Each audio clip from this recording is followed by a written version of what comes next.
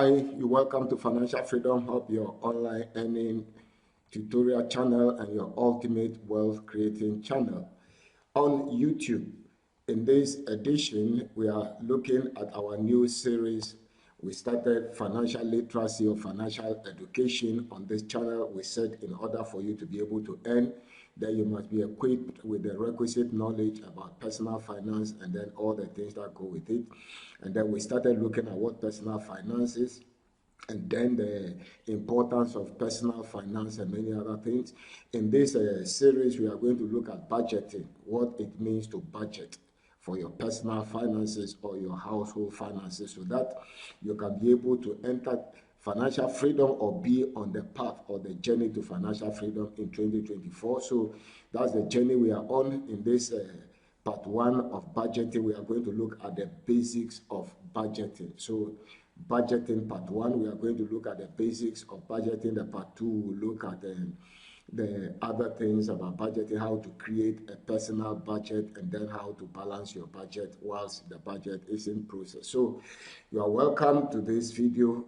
If you haven't subscribed to the channel, make sure you subscribe and turn on the notification. Give us a thumb up for our videos. Like and share the videos, and then leave a comment, ask your questions, and then bring your contributions and suggestions, and then let us learn and grow financially together. All right, so let's get inside. We start by looking at the definition of a budget. So the question is, what is a budget? Okay, so a budget is a financial plan that outlines an individual's or household's expected income and expenses over a specified period of time, typically a monthly or yearly. So basically, when we talk of a budget, it is a financial plan which outlines all your source of income over a period of time, for instance, a month or a year, whether personally or individually or household. And then the expenses over the same period of time. Basically, that is what a budget is. It's not anything complicated. We hear of national budgets. You can create a household budget and you can create a personal budget. It has to do with the plan of expected incomes, expected expenditure, and then overall how you perform over that period of time.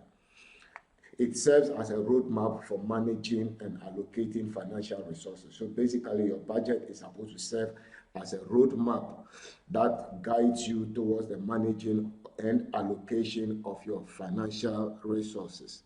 Okay, so let's do a little elaboration. So there are three components to a budget. Number one is the income projection. So we said it's a financial statement.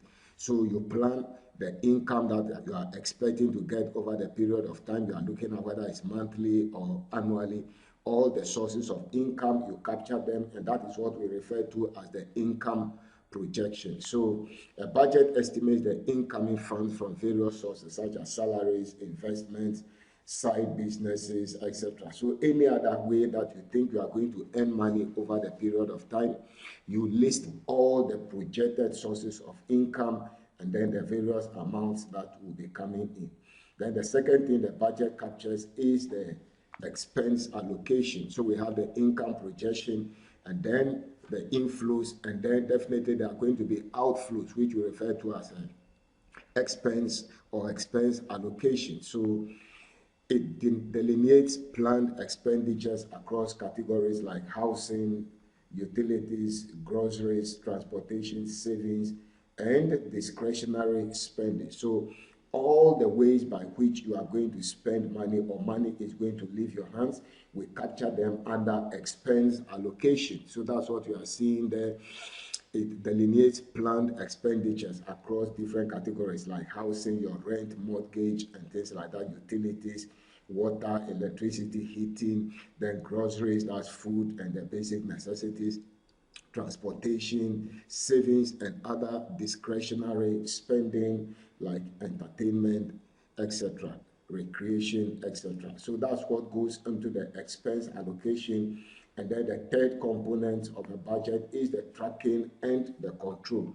So number one, you have stated your income projection. Then number two, you have stated the expense allocation. The third thing is the actual spending, and then you are now going to track and see whether what you projected as income really came in and what you projected as expense really was spent. So that is what we mean by the tracking and the control. So a budget provides a framework for tracking actual spending against planned allocation. So a budget is just a statement, a plan. But after you have done the spending, you have to now track, and then you have to do the control to see whether the amount you projected that you are going to get as income really came as income, and then the expenditure you allocated, you really spend that amount, whether there are surpluses or there are deficits. So that is what brings us to the tracking and the control. So your budget must have your income projections, the expense allocation, and then after that, after the actual spending, you track and then you do the controls, and then that's it. So practical example, an individual budget might include an income projection of, let's say, $5,000 per month, $5,000 per month, and then expenses allocated as follows. Okay, so this is the income projection. Total income projected is $5,000, and then we have different categories of expenses. So housing takes $1,500, utilities take $300, groceries take $400, and then transportation takes $200, savings take $700, discretionary expenditure like entertainment, dining out takes $900. The budget allows for a clear overview and control over where the money is allocated. There are times you get the money, and then because you don't keep record of the money, you don't have any plan, you just pick your paycheck and all the incomes, and then you remove and spend. At the end of the period, you can't track the amount that came in, you can't track the amount that went out and where it went to. And so sometimes I assume that something is stealing your money. Nothing is stealing your money. It's just simple budgeting and bookkeeping that we don't do. So once you do that, you are able to elaborate, and then you know where your money goes. So the next thing we are looking at is the importance of budgeting. So we've looked at the definition, we've looked at the elaborations, and then the practical examples.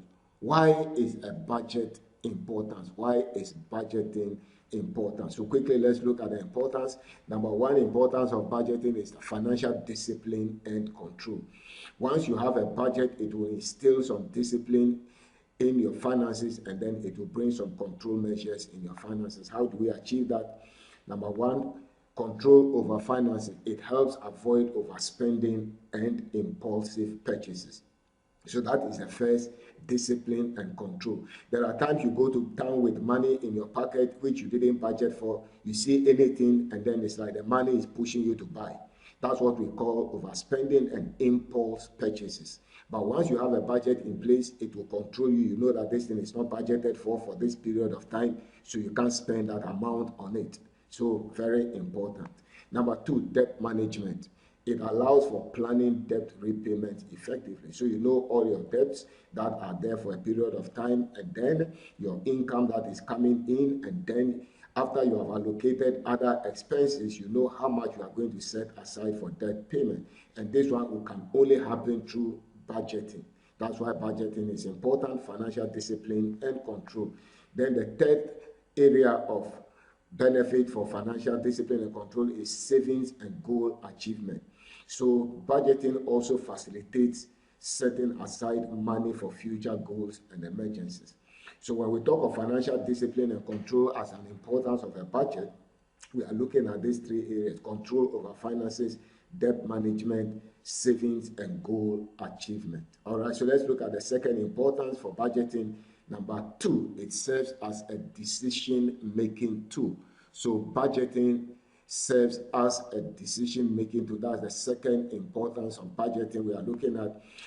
Here we say prioritizing spending. So every spending you are going to do, you have to prioritize it by making a decision that you are going to spend this amount within this period of time. It helps in making informed decisions about where to allocate funds based on priorities. There are many needs and there are wants.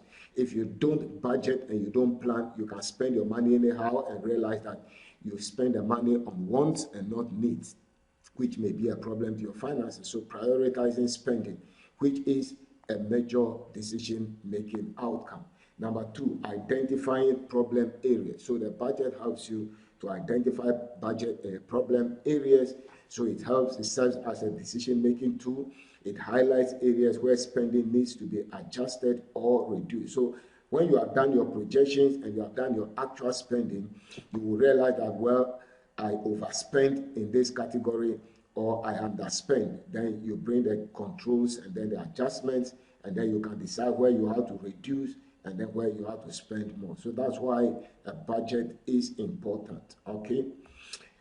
So let's look at some illustrations. Illustrative example, a budget helps a person to identify that their spending on dining out exceeds their planned allocation. So if you don't plan and you don't write it down, that this is what I'm going to spend maybe $200 this month on dining out personally or with family and friends. And so at the end of the period, you look at the actual spending and realize that maybe you spent $500 on dining out because maybe you had an unexpected visitors. That will help you to track, and you know that, well, I planned for 200 on dining out, I ended up spending 500. Then you adjust and know how to remedy that in the next period. They can then decide to reduce this expense category and allocate more to savings or debt repayment. Also, budget is very important. That's an illustration. Then the last thing we are looking at under the basics of budgeting is the types of budget. So basically, we have different types of budgets, and we want to consider two of them in this our presentation. So there are different types of budgets we can think of, and we want to consider two. So type 1, we are looking at the zero-based budget. Zero-based budget. The zero-based budget has to do with a situation where every dollar of the income is allocated to an expense or savings category, leaving no surplus. So we said a budget is a plan about your income and then the expenses. So in a zero-based budget, every income you projected, you are going to allocate that income to a particular expense or savings category, leaving no surplus. So there is no going to be any balance of budget surplus or deficit, because every dollar you earn is allocated to an expense. That is one kind of budget. That's what we call the zero-based budget. It means there is no pesewa or there is no dollar that is left unbudgeted for. So it requires that income minus expenses equals zero. So that is why the name is a zero-based budget. The type 2 is the 50-30-20 budget. The 50-30-20 budget. So we want to look at how this budget allocates funds and then the expenses. So the 50 stands for the fact that the budget advocates allocating 50% of the income to needs, such as housing and utilities. And then the next 30% is allocated to wants, that's entertainment, dining out, etc., which sometimes we refer to as discretionary expenditure. And then the remaining 20% is allocated to savings and debt repayment. So this is the structure of this budget. So you can decide you are going for any of the two types, either the zero-based budget, where every dollar you projected is assigned or allocated to an expense, leaving no surplus. It means you don't have any money surplus that you can decide to spend profligately or on impulse purchase or anything. It is good for a purpose, it is good for some people, or else you can go for the type 2 budget, which is the 50-30-20 budget, where it advocates allocating 50% of your income to needs like housing and utilities, and then advocates allocating 30% to wants like entertainment and dining out, and then it advocates allocating 20% to savings and debt repayment. So let's look at the elaboration.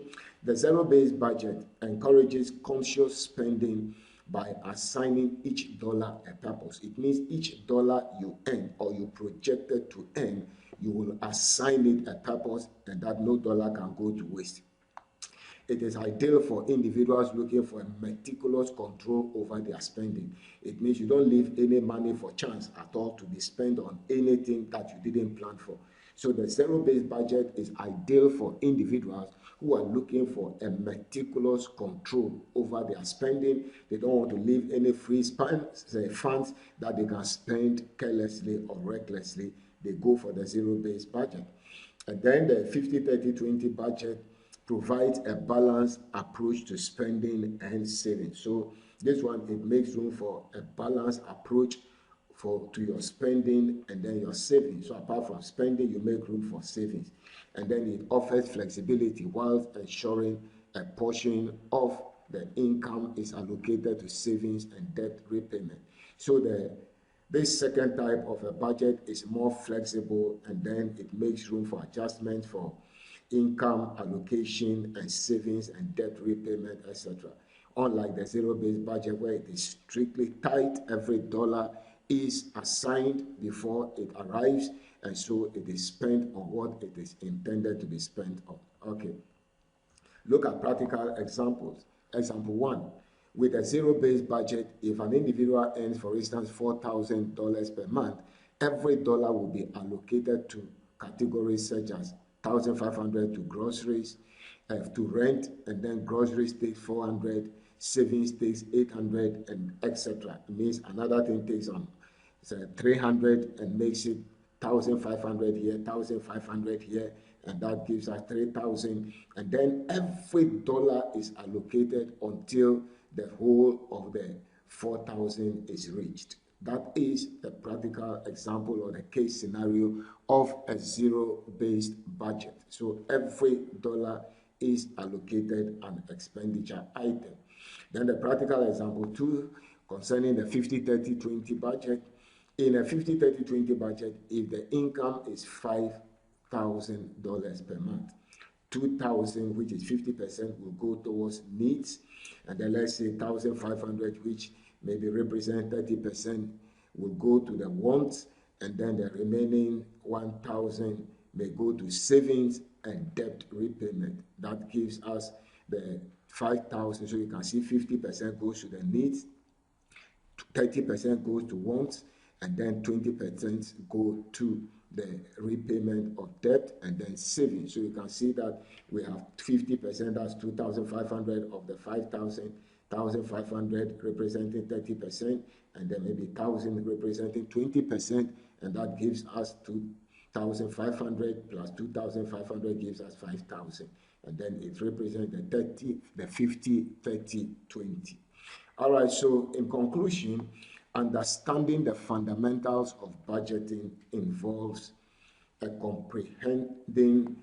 comprehending its definition as a financial plan. So in order for us to understand the fundamentals of budgeting, we must comprehend its definition as a financial plan. So we said in the definition that the budget is a financial plan, and then we must recognize its importance in achieving financial discipline and control. And thirdly, we must understand exploring the various budgeting methods like zero-based and percentage-based budgets to suit individual financial goals and preferences.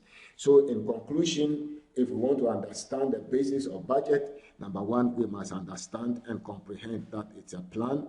And then number 2, we must see the importance of it in achieving our financial goals. And then number 3, we must explore the various budgeting methods.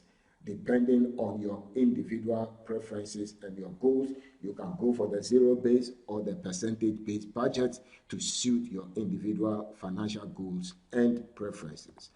Thanks for watching. Subscribe to the channel, like our videos, comment, and then share the video if you learned anything so that we keep growing together. We see you in the next video.